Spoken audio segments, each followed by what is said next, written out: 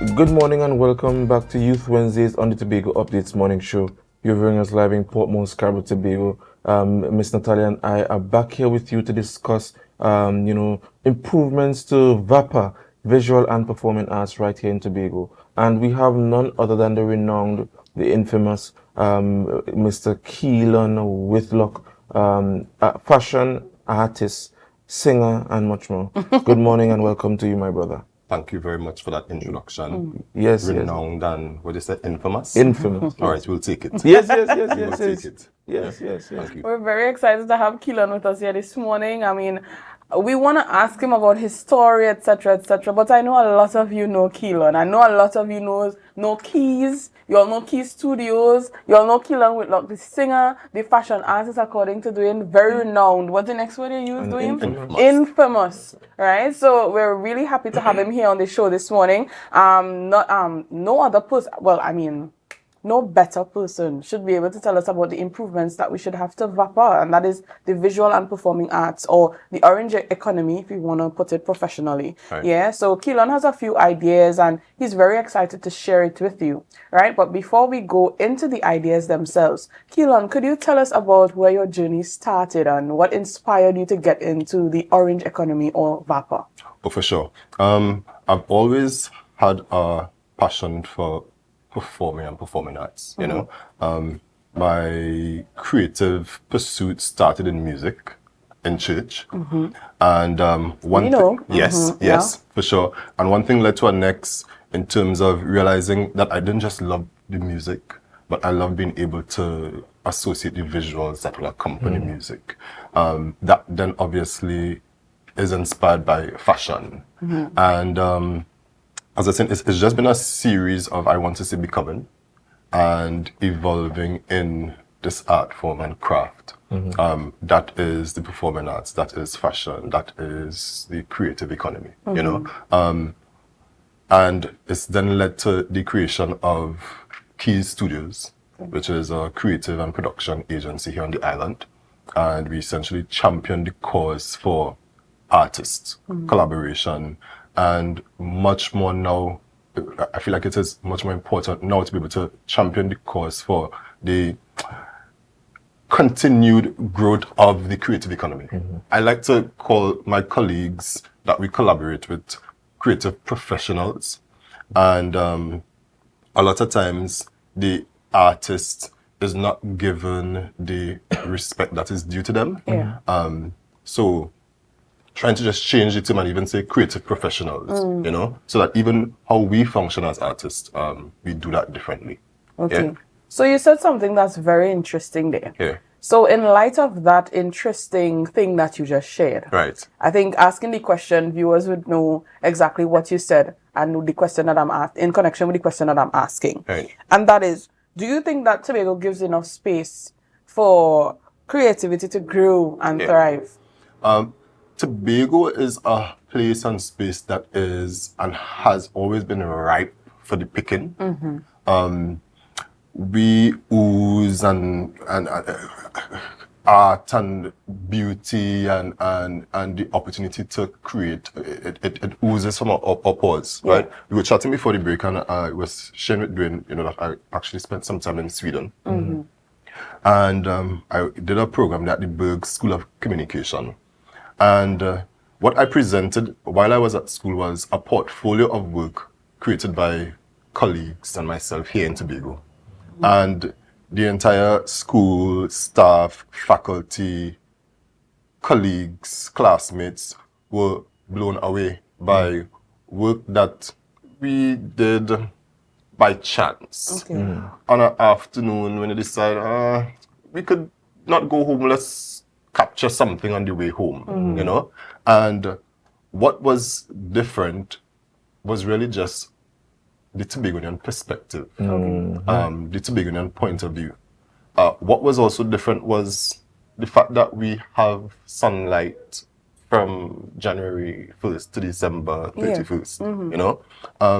And I think a lot of us here don't really realize the power that exists, the access to what might seem to be limited resources is actually the superpower that we have, because that is the thing that actually breeds true creativity.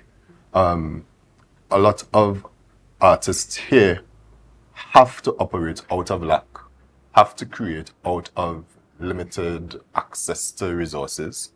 And it is that thing that actually causes us to be a cut above the rest, you know?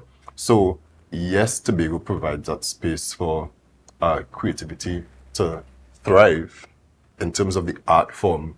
If we talk about from the business profitability side of things, the economic side of things, that's a whole different conversation. I do think, however, we as artists, we as creative professionals, actually have a lot more work to do. We have a lot more in-house work to do. We have to get our businesses in order, literally. You know, I had an encounter one time where my business, I could talk for myself, was actually poised to receive a grant or sponsorship from a private company. And because I didn't have annual returns filed, your books in order, we missed out on that opportunity. You know, and that's not something that I want a repeat of, and not just for myself, but for artists on the island. You know, so I feel like it is time that we really pay attention to and mind with business. You know, because mind work on other things here. It's time for us to actually mind our business. But let me ask you. I mean, you're saying a lot of important things, Right. and this doesn't just extend to the creatives, but business on a whole. That's right. You know, we run into some hurdles and be like, "Oh, I didn't know I could do this." That's right. You have traveled the world. Right. You talk about your Swedish experience. Right. How would you say can this space that is called Tobago, private sector, government, right, and those who are the practitioners in this space, right, who cannot afford to travel like you, Right. to fortify themselves and position themselves Right. for opportunities like that, so that they can capitalize on opportunities. For sure. What has to come into play is the original Tobago way, which is community. You know, we have to support each other. Yes. One thing I love about being an artist in Tobago is the community that exists. And no, I don't speak for myself when I say that, because I am surrounded by groups of artists, professionals who know of the struggle and know that we really can't do this on our own. And if I have some information, I should share it. If I have access to contacts, I need to share it. But is that reminiscent of what actually happens? Because I sometimes I get this sense that we are competing amongst ourselves. Oh, for sure. Right? For sure. And you know, I can't help but go to the business side of things. Right. In larger countries like India, right, a prime minister or the political person responsible for agriculture can't come and meet every farmer because they are so large. Right. Right. And I remember back in the day, we boast about cooperatives. Do you see formal institutions like that, right? You know, being a stepping stone, right? So that even if it's one voice, Yes. the collective voice can be heard, and not just one person will benefit, but everybody. Because when we talk visual and performing arts, some people just think costumes and singing. That's right. But it's a whole plethora of and I might even dare say genres. For sure. Right? Just like music, right? So how do you see the importance of formalizing the cohesiveness which you speak of? Oh, for sure. That is actually what needs to happen. There's obviously this saying, you can go this far alone, but you can go further together. And it's true, you know.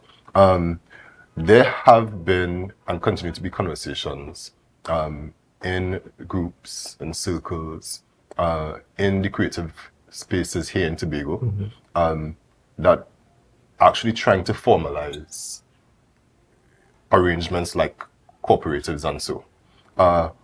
As I was saying, what actually has to happen is that we actually need some more support as well. Licenses, contracts, business documents, administrative support, things like that, that are a lot of times not innate to the process for an artist. Right? Yeah, which is true. That's right, you know. So that's what I'm saying. Community now comes into play because you then have somebody who say, well, I actually have a little bit of background in this. getting this done. I could provide some support. I could really only speak of what I know happens in the spaces that I am in. And community plays a huge part, you know. Just as you said, yes, there are scenarios where a lot of ways can't get away from competition. But not just competition that defeats the purpose of community cohesion is what I'm referring to. When and if I encounter scenarios like that, I remove myself from spaces like that. That's the spaces I want to be in, you know. But you're very much correct. But as I said, community, that's a major thing. Yeah. Yes. Government. Yes. The Tobago House of Assembly has touted its intention to support the orange economy. Yes. What advice do you wish to give them in terms of how can they help your dreams and others like yourself be realized, and not just from this standpoint of supporting events, but can you go to the bank and take loans? Right? Can you access grants? Right? And all these kind of things. Before you answer that question, go ahead. No, I know we spoke prior to this interview, as in, you know, we had a conversation about what you would like to bring across. Yes. So Dwayne is asking about his question. His question was asked. Now I'm going to add to it. Yes. Right. When now I know a lot of art students who left fifth form with art as their passion. Yes. But this passion, they want to turn it into their business venture. They want to turn it into what brings in that income on a monthly basis. Right. What advice do you have to someone who now wants to convert that passion into business? For sure. Right? We don't want the, according to you, we don't want the, how do I wire the money for this portrait? Send it to my mother account. That's right. You know, how do we improve the business minds of an artist? Gotcha. So don't forget my question. I'm going to answer yours first. I'm going to. As it relates to support, when we talk about from the government especially, one, I actually want to, because they asked what advice I would have, I want the politicians of the day, the governmental agencies of the day to actually put some respect on the artists. And not the name, but the work and the contributions that they actually do and can do. In Sweden, I'm talking about this experience again, I actually learned too that some of the greater leaders of the day are by origin creative, right? Because to be, let us say, the best lawyer, in some ways it requires you to kind of be a poet. You have to have a way with words. To be the best accountant, you need to know how to move things around and place figures here, how to, so it requires a level of creativity. And I feel like in a lot of scenarios, because I have seen this for myself, the leaders of the day look at artists as just being emotional and passionate, and don't look at us as being strategic, intentional, business-oriented, persons who can take this concept and move it from this and cause it to be profitable, you know. So give the artists an air, invite the artists into the rooms, right? Artists double as strategists, you know. So give the artists an air.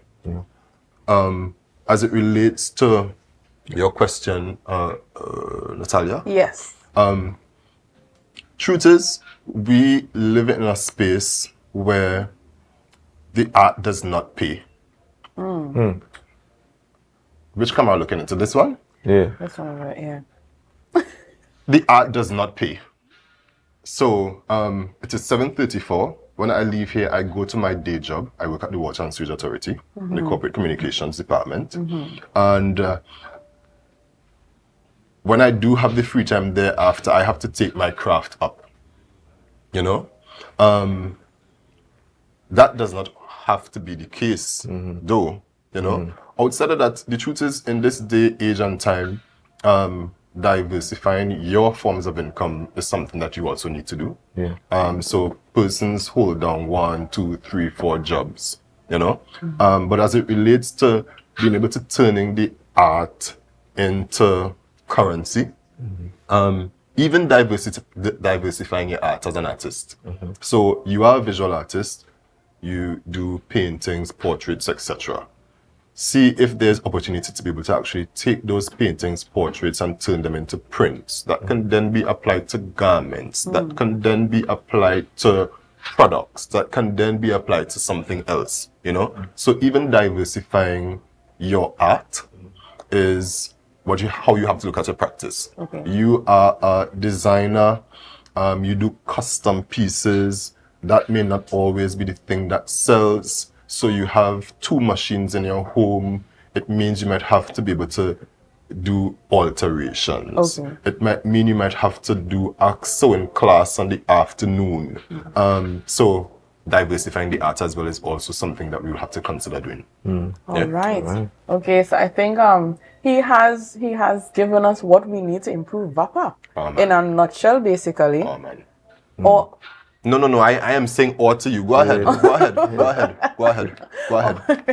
all right. So it is always a pleasure to have Keylon here with us. Today is no exception. He gave us a lot of ideas. As I said, he had a lot to share with you. So the artists that are leaving fifth form, the artists that are now upcoming, the artists that has the 8 to 4 and wondering what to do with this passion that you left fifth form with or you developed over some time. You know what to do with it now. You know, the orange economy is growing. It's trying to form those connections so that you can improve yourself as an artist in Tobago and take your talent to wider. You know, just like Keylon, who took that lovely trip to Sweden, and had that experience. All right. So, Keys. Yes. Keylon Whitlock, thank you so much for joining us here this morning on Youth Wednesdays on Tobago Updates. Again, always a pleasure. We look forward to having you in whatever sphere that is upcoming. All right. Dwayne? Up next, we have Miss Lisa Wickham joining us this morning. So before we go over to our break, remember to share the live, share the live, share the live. We'll be right back.